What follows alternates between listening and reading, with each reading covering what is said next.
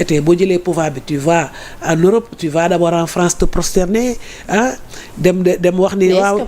prosternation la aussi. non ñoom loolu lañu daan def ils allaient se prosterner devant le grand Manitou de la France. pour dire que la France a été toujours notre premier partenaire. oui d'accord mais il est toujours un partenaire ñun defuñu ko noonu. mais bokk du loo xamante ne moom moo jiitu. on a d'autres am na loo xamante ne moo ñu jiitu ñun mooy suñu mbokk yi nous sommes des Africains ñun dëkkandoo la ñu xam xarit yi nit ñoo jiitu donc nag le partenariat ça va venir après. mais il y a la posture de la CEDEAO et les pays de l'AES. Donc sûrement posé nañ ko ci question par rapport ñaari institution yooyu.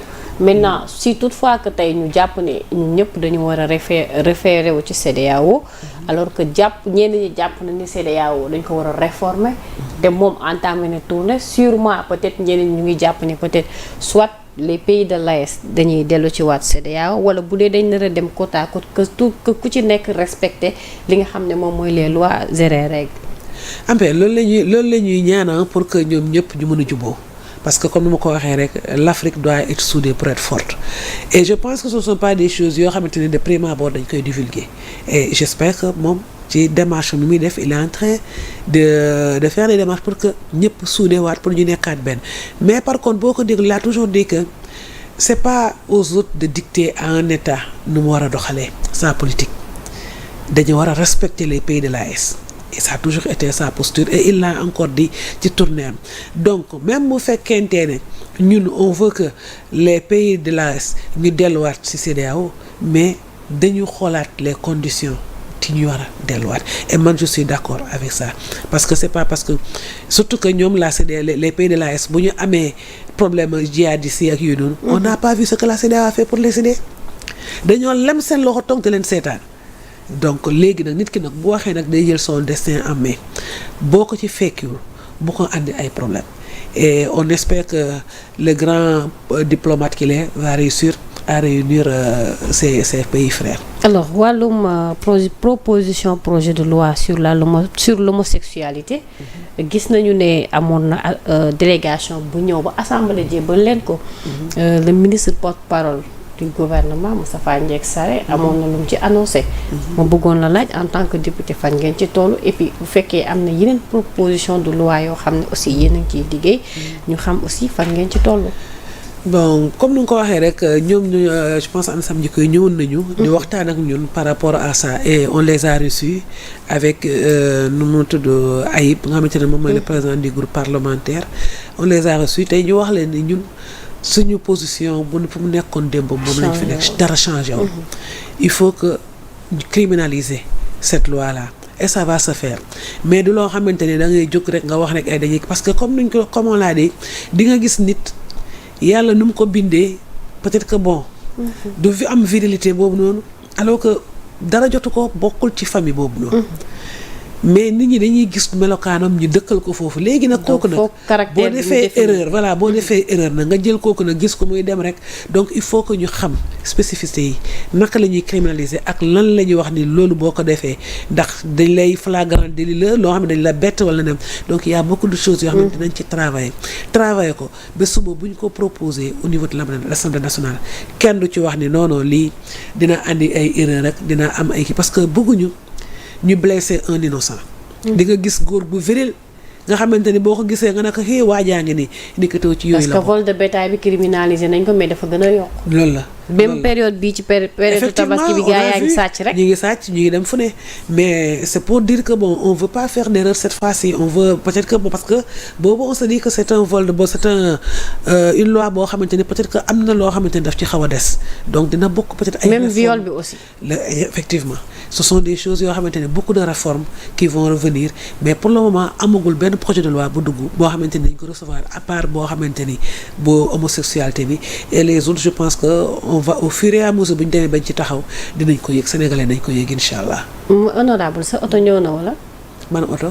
yi président waxoon da leen koy jox. non ñëwagul. kañ lay ñëw mais président il a dit avant ñu dem suñuy vacances de l'Assemblée.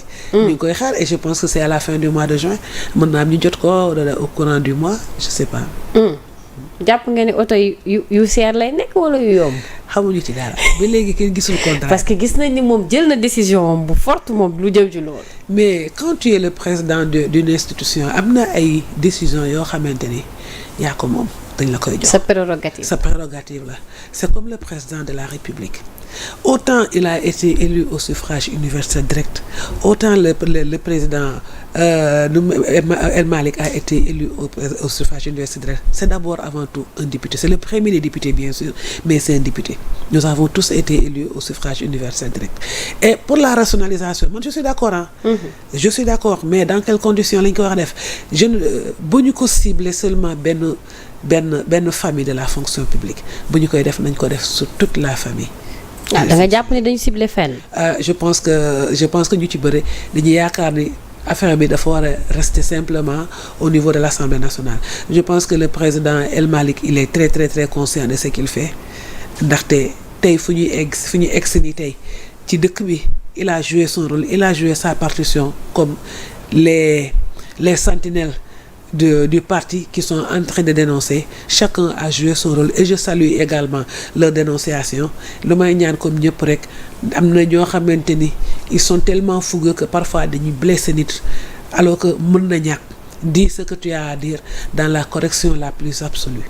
Nit ki dina la dégg le président Ousmane Sonko laa dégg wax leen li ngeen di wax dinaa leen dégg mais y a des mots yoo xamante ne mën na ñàkk et je salue vraiment seen posture mais également di saluer également le président El Malick parce que xam na lu muy def et maa ngi ko ci naaw bu baax a baax. merci beaucoup en tout cas amoon nañ un réel plaisir dalal la waxtaan bi amoon na solo trop ma bàyyi la nga tàggatoo ak internautes yi te wax dëgg yàlla ngeen wax gars yi ñu wàññi dund bi nag. wàññi pombiteer beeg ñoom sobleeg ñoom ñëpp bu ko defee ñëpp mën a tabaski ci jàmm. soble bi ak pombiteer moom cher soble bi ak pombiteer moom cherul moom fii kay moom benn problème moo am mooy paas bi ak peut-être xar yi. te xar yi ñoom kon paas bi nag na ministre bi jël ay responsabilités. xar yi ñoom je pense que ne bu ñu dégloo rek ministère bi rek dinañ xam point de vente yi fu ñu mën a am xar yoo xamante ne ça coûte. entre xar yi aussi boo leen wàññee taxes yi.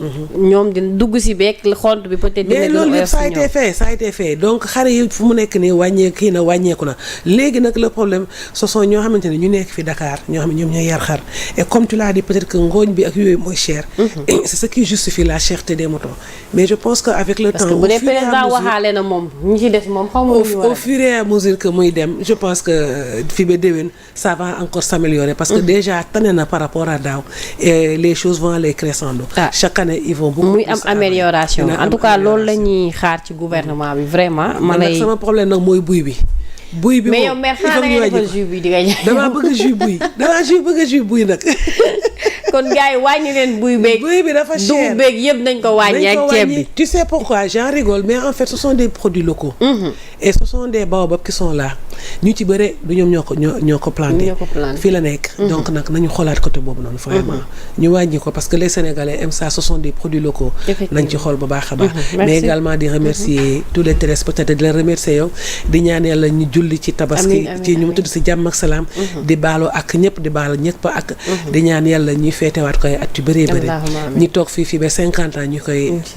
opposition bi dégg ngeen nee na 50 ans opposition bi nee na yéen mos dem ngeen di def yéen ngeen di mos dool bàyyi leen foofu ñu léegi ñun waa presse bi ñu taxaw ci digg bi arbitré. donc merci beaucoup honorable amoon nañ un réel plaisir dalal la.